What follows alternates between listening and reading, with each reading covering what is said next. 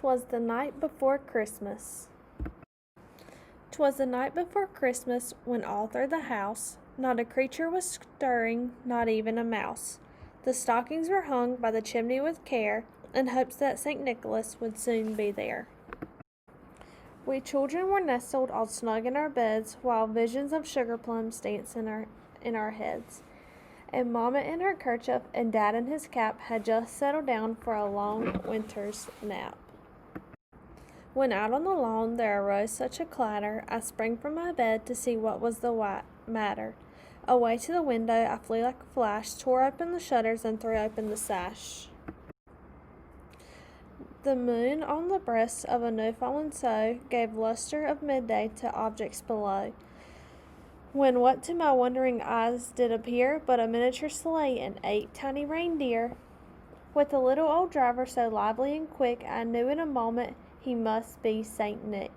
More rapid than eagles his coursers they came, and he whistled and shouted and called them by name.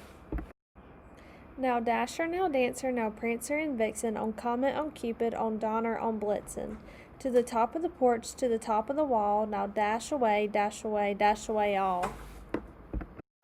When they meet with an obstacle, mount to the sky.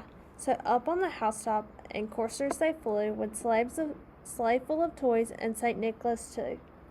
And then in a twinkling I heard on the roof the prancing and pawing of each little hoof. As I drew in my head and was turning around, down the chimney St. Nicholas came with a bound. He was dressed in all fur from his head to his foot, and his clothes were all tarnished with ashes and soot. A bundle of toys he had flung on his back, and he looked like a peddler just opening his pack. His eyes, how they twinkled, his dimples, how merry, his cheeks were like roses, his nose like a cherry. His droll little mouth was drawn up like a bow, and his beard on his chin was white as snow.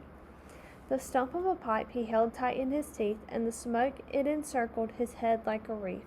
He had a broad face and a round belly that shook when he laughed like a bowl full of jelly. He was chubby and plump, a right jolly old elf, and I laughed when I saw him in spite of myself. A wink of his eye and a twist of his head soon gave me to know I had nothing to dread. He spoke not a word, but went straight to his work, and filled all the stockings, then turned with a jerk, and laid his finger aside of his nose, and giving a nod, up the chimney he rose.